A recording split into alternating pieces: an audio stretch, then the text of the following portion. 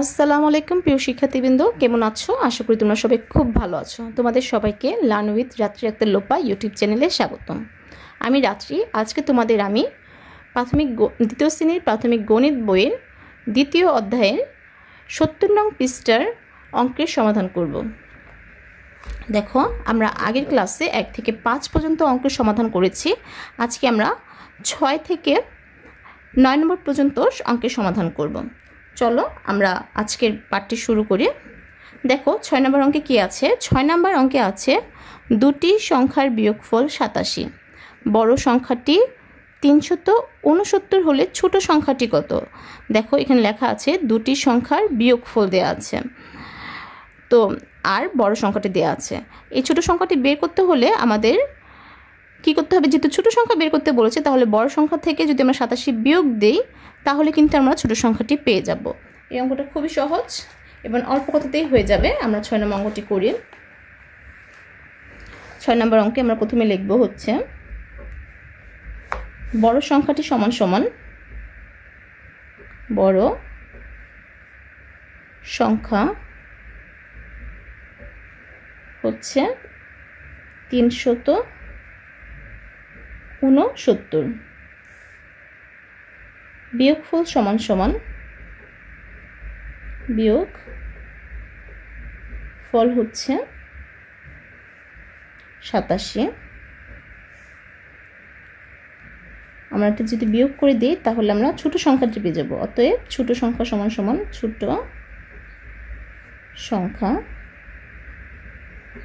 সমান কত হবে? ৯ থেকে ৭ গেলে হবে হচ্ছে ২। তারপর উপরে যেহেতু ৬ আর নিচে ৮ আছে, উপর সংখ্যা যদি ছোটো হয় তাহলে আমরা উপরে ৬কে কী ধরবো? ১৬ ধরবো। ১৬ থেকে যদি ৮ বিয়োগ দিই তাহলে হবে হচ্ছে ৮। ১৬ থেকে ৮ বিয়োগ দিলে ৮ হবে। যেহেতু উপরে ১৬ ধরেছি তাহলে হাত থাকবে ১। এই ৩ থেকে ১ বিয়োগ দিলে হবে হচ্ছে ২। তাহলে ছোটো সংখ্যাটি কত? ছোটো সংখ্যাটি আমরা পেয়ে গেছি। ছোটো সংখ্যা হচ্ছে ২৮২। উত্তর ২৮২। দেখি আমরা ৭ নম্বর অঙ্ক করব। পরের অঙ্কটি দেখো। ৭ নম্বর অঙ্কে প্রথমে দুটি পাত্র দেওয়া আছে, পানির গ্লাস দেওয়া আছে। প্রথম পাত্রে কি আছে? প্রথম পাত্রে আছে হচ্ছে ২৩৫ গ্লাস পানি। এরপর দ্বিতীয় পাত্রে আছে হচ্ছে ৩৬৫ গ্লাস পানি। তাহলে তোমরা বলো তো কোন পাত্রটা বড়? দেখো দেখা যাচ্ছে হচ্ছে এই পাত্রটাই বড়। আর কোন পাত্রে পানির সংখ্যা পানির গ্লাস বেশি আছে?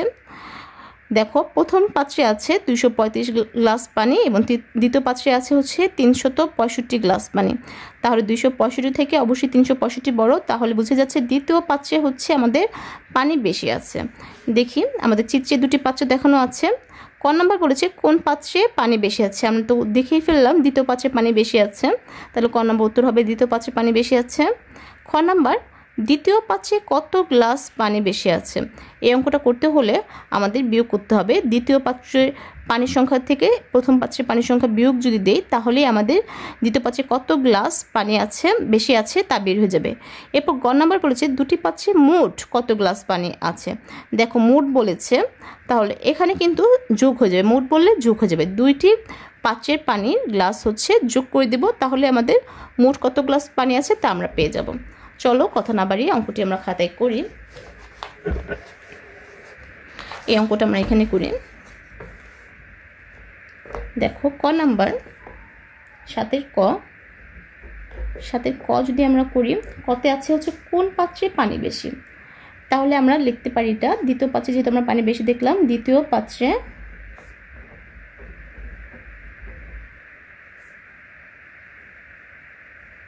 পানি বেশি। খ নাম্বার বলেছে দ্বিতীয় পাত্রে কত গ্লাস পানি বেশি।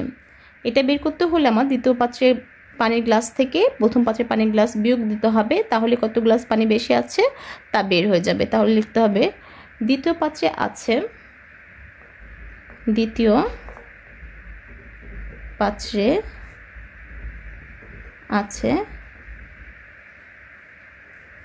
কত? ৩৬৫ গ্লাস পানি। প্রথম পাত্রে আছে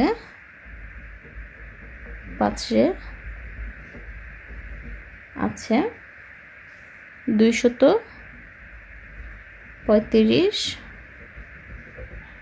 গ্লাস পানি।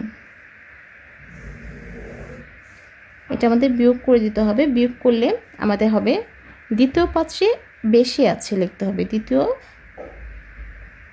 পাত্রে বেশি আছে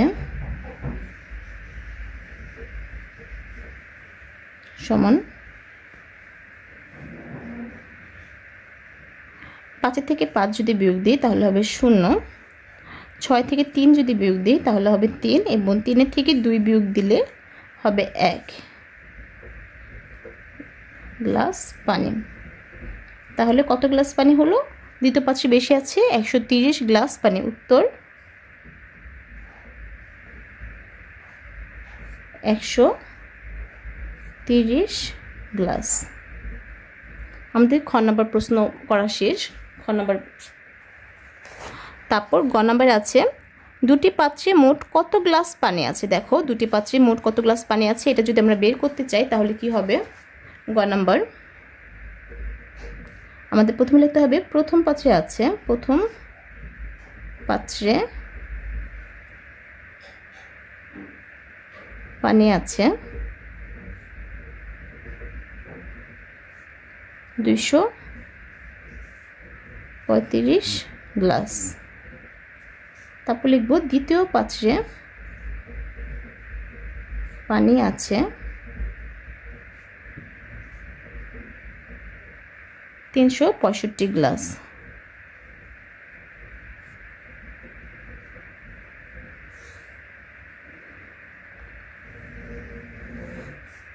এটা যোগ করে দিব তাহলে মোট পানি আছে, মোট পানি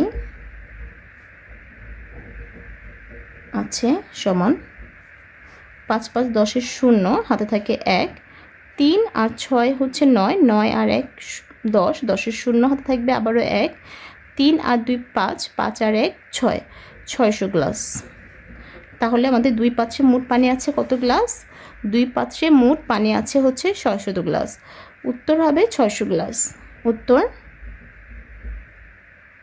600 গ্লাস।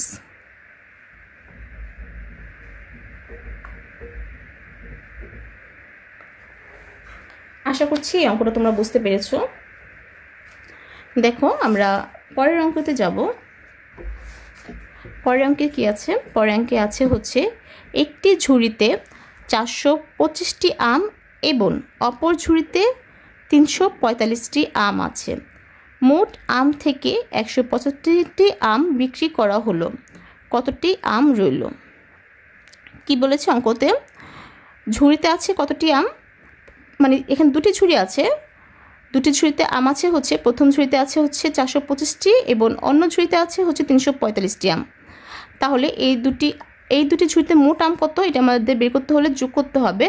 এই মোট আম থেকে 135টি আম বিক্রি করা হলো।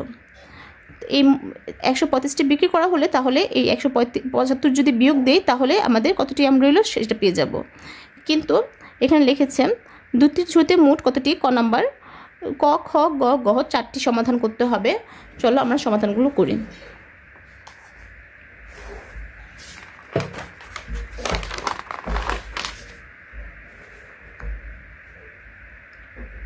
আট নাম্বার, 8 ক কতে বলেছে হচ্ছে দুটি ঝুড়িতে মোট কতটি আম আছে। আমাদের লিখতে হবে একটি ঝুড়িতে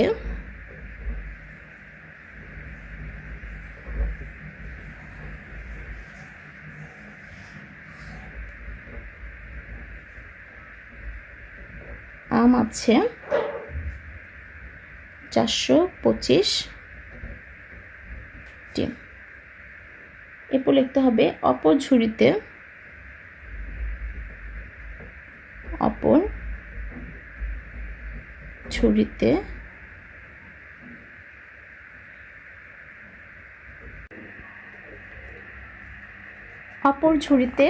আম আছে,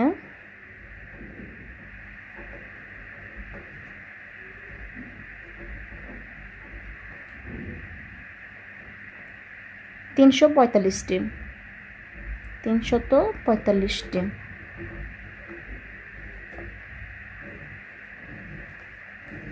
এই দুটো যোগ হবে, তাহলে হবে দুটি ঝুড়িতে মোট আম আছে।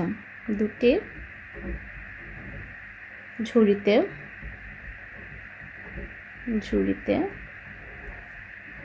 মোট আম আছে সমান 5 5 10, 10-এর 0, হাতে থাকবে 1, 4 আর 2 6, আর হাতের 1 যদি যোগ করি তাহলে হবে 7, 3 আর 4 7। তাহলে দুটি ঝুড়িতে মোট আম আছে হচ্ছে 770টি। এটা আমাদের ক নাম্বার উত্তর হবে 770টি। উত্তর 770টি। তারপর আমরা খ নাম্বার করব। দেখি খ নাম্বার কি আছে।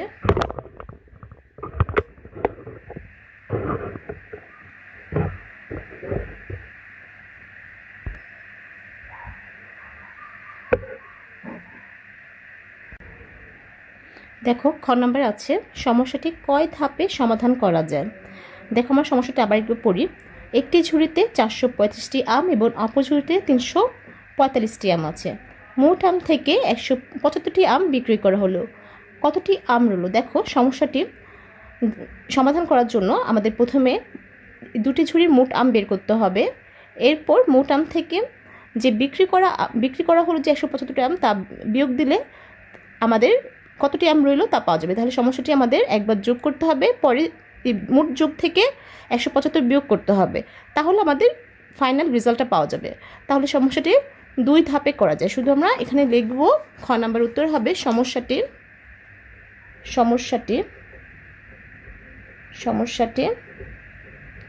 2 ধাপে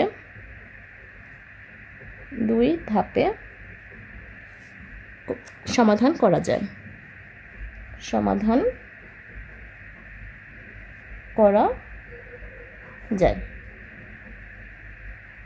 আমাদের খ নম্বর শেষ। দেখি গ নম্বরে কি আছে। সমস্যাটি গাণিতিক বাক্যে প্রকাশ করো। আমাদের সমস্যাটা গাণিতিক বাক্যে প্রকাশ করতে হবে এখানে। তাহলে গাণিতিক বাক্যটাই হবে গ নম্বর। গাণিতিক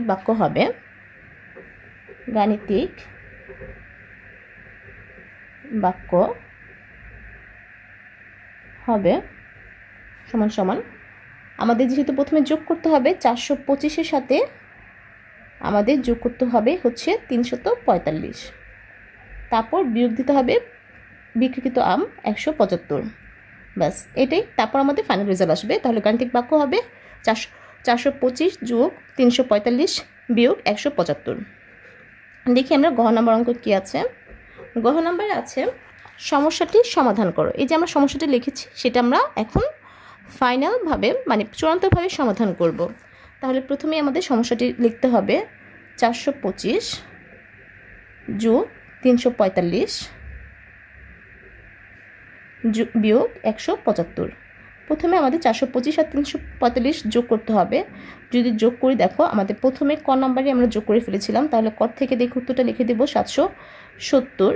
এরপর বিয়োগ দিতে হবে কত? 175। আমরা যদি এখন বিয়োগ দিই 175, তাহলে 770-এর মধ্যে একক স্থানীয় অঙ্ক হচ্ছে 0, আর 175-এর মধ্যে একক স্থানীয় অঙ্ক হচ্ছে 5। উপরে যেহেতু 0 থাকবে, 0 থেকে যেহেতু 5 বিয়োগ করা যায় না, তাহলে 0কে আমাদের 10 ধরতে হবে। 10 থেকে যদি 5 বিয়োগ দিই তাহলে থাকবে হচ্ছে এখানে 5। এবার 10 থেকে 5 বিয়োগ করার জন্য হাতে থাকবে 1। তাহলে 7 থেকে যদি 7 থেকে যেহেতু আমরা 7 থেকে 1 দশক নিয়েছিলাম, তাহলে এখানে থাকবে 6 থেকে আমাদের 7 বিয়োগ দিতে হবে। 6 থেকে 7 বিয়োগ দেওয়া যায় না, তাহলে আবার 7-এর শতক থেকে এখানে 1 দিতে হবে। তাহলে 6-এর সাথে এখন উপরে থেকে 1 শতক থেকে 1 নিয়ে দিলে হবে 16। 16 থেকে যদি 7 বিয়োগ দিই, 16 থেকে 7 বিয়োগ দিলে হবে হচ্ছে 9। এবারও 7 শতক থেকে 1 নিয়েছি, তাহলে এটা হয়ে যাবে হচ্ছে 6 শতক। 6 শতক থেকে যদি 1 শতক বিয়োগ দিই তাহলে হবে হচ্ছে 5। তাহলে আমাদের উত্তর হবে, এই সমস্যার সমাধান হবে হচ্ছে 595। উত্তর 595। আমাদের 8 নম্বর অঙ্ক শেষ। আমরা এখন 9 নম্বর অঙ্কতে যাব। দেখি 9 নম্বরে কি আছে। 9টি সংখ্যার যোগফল 360। প্রথম থেকে 4টি সংখ্যা পর্যন্ত 4টি সংখ্যার যোগফল 152। ষষ্ঠ থেকে নবম সংখ্যা পর্যন্ত 4টি সংখ্যার যোগফল 164। পঞ্চম সংখ্যাটি কত? দেখো এখানে একটি চার্ট দেওয়া আছে। এই চার্টের মধ্যে এই যে 1 থেকে 9টি সংখ্যা আছে, এই 9টি সংখ্যা যদি আমরা যোগ করি, সংখ্যাগুলো দেওয়া নেই, 9টি সংখ্যা কী কী সংখ্যা আছে সেটা দেওয়া নেই, কিন্তু আমাদের এখানে 9টি সংখ্যার যোগফল দেওয়া আছে। যোগফল হচ্ছে 360। আর যদি আমি প্রথম থেকে চতুর্থ সংখ্যার যোগফল করি তাহলে হবে 152। আবার ষষ্ঠ থেকে নবম সংখ্যার যোগফল করি তাহলে হবে 164। তাহলে মাঝের পঞ্চম সংখ্যাটি শুধু দেওয়া নেই, আমাদের পঞ্চম সংখ্যাটি বের করতে হবে। এই অঙ্কটা আমাদের 2 ধাপে করতে হবে। তাহলে আমাদের প্রথমে লিখতে হবে 9 নম্বর অঙ্ক। প্রথম 4টি সংখ্যার যোগফল, যেহেতু প্রথম থেকে চতুর্থ সংখ্যার যোগফল, তাহলে প্রথম 4টি সংখ্যার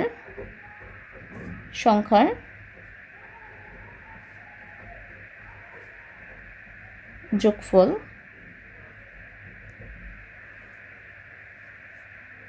152। তারপর শেষ 4টি সংখ্যার যোগফল, যেহেতু ষষ্ঠ থেকে নবম এটা হচ্ছে শেষ 4টি সংখ্যা, শেষ 4টি সংখ্যার যোগফল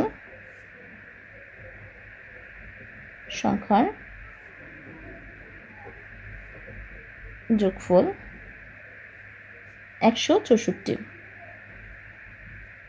তাহলে আমাদের এটা হবে হচ্ছে মোট 8টি সংখ্যার যোগফল। 8টি সংখ্যা শুধু আমরা লিখব 8টি। অতএব 8টি সংখ্যার যোগফল সমান, যোগ দিতে হবে 2 আর 4 যোগ করলে 6 হবে, 5 আর 6 11, হাতে থাকবে 1, 1 2 আর হাতের 1 3, 316। তাহলে 8টি সংখ্যার যোগফল হচ্ছে 316। আবার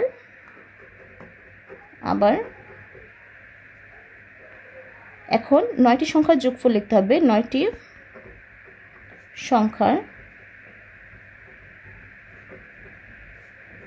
যোগফল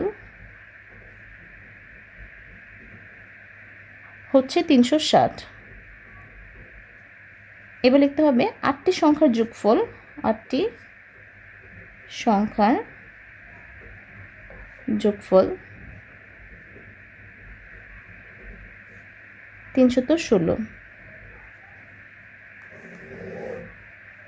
এটা যদি আমরা 9টি সংখ্যার যোগফল থেকে 8টি সংখ্যার যোগফল যদি বিয়োগ দিই তাহলে আমাদের পঞ্চম সংখ্যাটি পাওয়া যাবে। অতএব পঞ্চম সংখ্যাটি সমান পঞ্চম